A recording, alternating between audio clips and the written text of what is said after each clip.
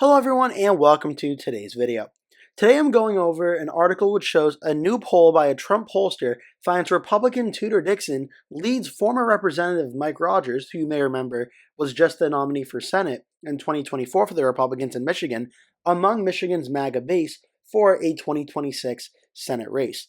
Getting into the article, new polling finds that Trump pollster Tony Fabrizio shows Tudor Dixon, the Steel executive turned conservative commentator, with an early lead over former Republican Representative Mike Rogers in the Michigan Republican primary for Senate. And Real Clear Politics is the first to report on this. Neither Republican has yet declared. Both are expected to compete for the seat left wide open by Democratic Senator Gary Peters, who unexpectedly announced he would not seek re-election in 2026. The key in Michigan is Donald Trump. Trump carried the swing state last year, defeating former Vice President Kamala Harris by more than 80,000 votes. Running alongside him for Senate, Rogers lost a close race to Democrat Elisa Slotkin.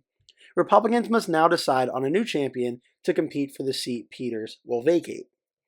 Dixon and Rogers are both viewed favorably by 57% of GOP primary voters, according to a Fabrizio Lee polling memo obtained by Real Clear Politics.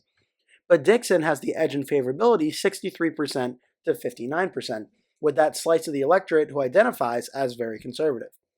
And in a head-to-head race, among those who identify as strongly in support of Trump, she leads Rogers 43% to 34%. Both Republicans are well known among the base. Rogers served in Congress for more than a decade, eventually chairing the powerful House Intelligence Committee before retiring in 2015 and joining CNN as a commentator. Dixon worked as an executive at Michigan Steel Incorporated before mounting an unsuccessful challenge in 2022 with Trump's endorsement against Governor Gretchen Whitmer. But voters with firm opinions of both potential candidates preferred Dixon to Rogers by 17 points, 52% to 35%, according to the polling. While the race between Dixon and Rogers appears close, the base of the GOP's electorate support for Dixon underscores her advantages in this race.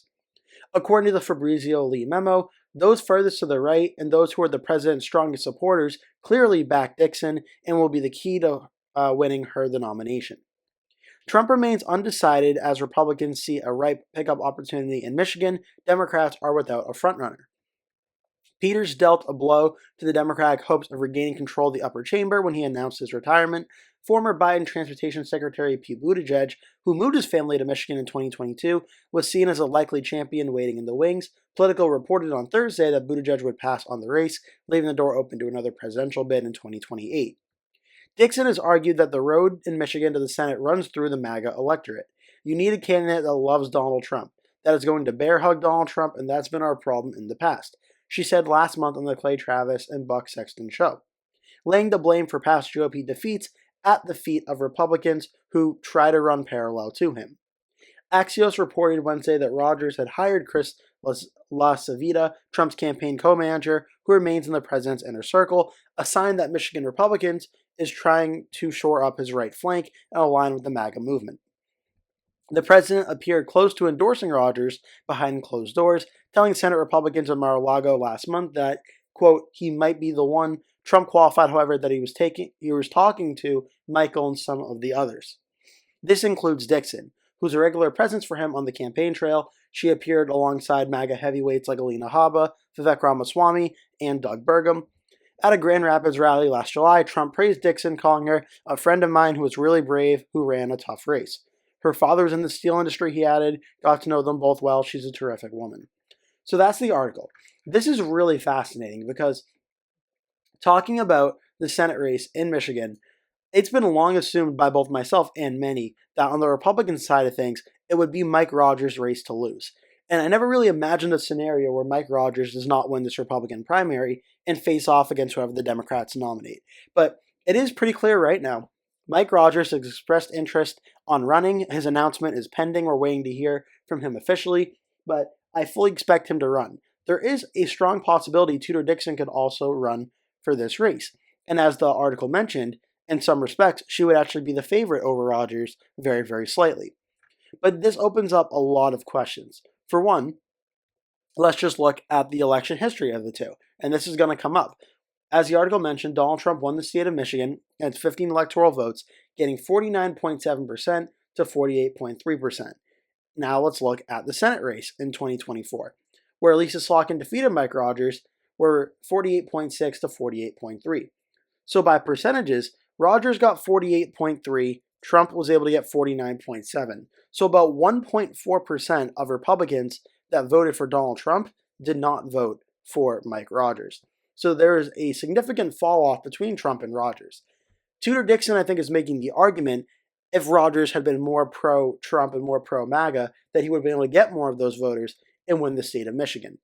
However, you have to bring up when talking about Tudor Dixon, her history, which in 2022, she ran for governor against Gretchen Whitmer and lost by 10.5%. So Rogers can make the argument of the two of them, he's come much, much closer to winning against the Democrats in Michigan than Tudor Dixon did, going from 0.3% all the way to 10.5% for Whitmer versus Dixon. The big sort of mystery that's really hanging over all of this is what 2026 is going to look like. And obviously, in March of 2025, we have really no way of knowing. We can make our best guess and our best estimate what it will look like, but we don't know what the Trump administration will be viewed as in 2026. We don't know how the economy will be doing. We don't know how foreign situations and wars and such, how they will all be doing. We really don't know. We also don't know yet who the Democrats are going to run. State Senator Mallory McMorrow is currently running. Some other people have expressed interest. Another state senator, the Wayne County Health Director, Michigan's Attorney General, and two U.S. representatives in Michigan. There are a lot of potential candidates, but we really don't know yet. The Michigan Senate race is going to be very wide open, both on the Republican and Democratic sides now, and it's going to come down to the wire, I think, literally until Election Day. We're not going to have a clear idea of what's happening here. But it sets up a very good scenario, or a very interesting scenario of Rogers versus Dixon. Because Rogers, I think, could kind of be viewed as the safe candidate that gives the Republicans a chance at winning. Someone that is not really going to wow a lot of Republicans. Someone that's going to essentially be a generic Republican running for this race that gives the Republicans a very high floor. But like we saw in 2024, on his own, I think he would probably do worse than Trump getting when he got 48.3% with Trump not on the ballot in 2026, which, again, we don't know if the midterm is going to be good for the president or not. Historically, midterms are usually not good for the incumbent president, but 2022, 2018 kind of showed mixed results in some areas. We saw the Republicans gain Senate in 2018 due to the seats that were up in the Senate map. 2022, supposed to be a great night for the Republicans. The Democrats did much better than expected. So we really don't know until it happens. But Rogers being sort of the safe Republican sets the Republicans up for a high floor, probably around like 46, 47% at least in Michigan.